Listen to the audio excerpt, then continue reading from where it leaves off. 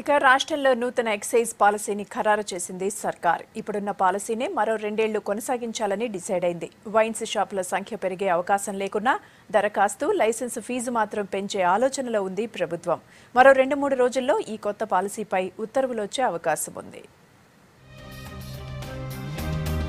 రాష్ట్రంలో వచ్చే నెల నుంచి కొత్త దుకాణాల ద్వారా మద్యం అందించాలని నిర్ణయించింది సర్కార్.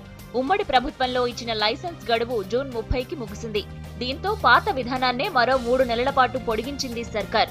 సెప్టెంబర్ 30లోగా గుడుంబాను అరికట్టేందుకు చీప్ లిక్కర్తో పాటు నూతన మద్యం తీసుకురావాలని నిర్ణయించింది.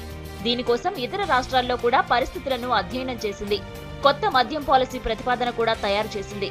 అయితే పాలసీ రిలీజ్ కు ముందే ఇటు ప్రతిపక్షాలు, ప్రజలు, మహిళల నుంచి పెద్ద ఎత్తున నిరసన వ్యక్తమైంది. దీంతో సర్కార్ ఆ ఆలోచనను విరమించుకుంది.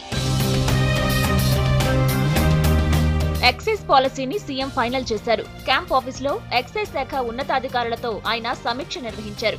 ప్రస్తుతం అమలు చేస్తున్న విధానాన్ని మరో 2 ఏళ్ల పాటు కొనసాగించాలని నిర్ణయించారు. రిటైల్ షాప్స్ కోసం నోటిఫికేషన్ ఇచ్చి దరఖాస్తులు ఆహ్వానించాలని సూచించారు. అప్లికేషన్లు ఎక్కువగా వస్తే లాటరీ ద్వారా లైసెన్సులు ఇవ్వాలని డిసైడ్ అయ్యారు. అయితే కొత్త పాలసీతో రాష్ట్రంలో ఉన్న షాప్స్ సంఖ్య పెరిగే అవకాశం కనిపించడం లేదు.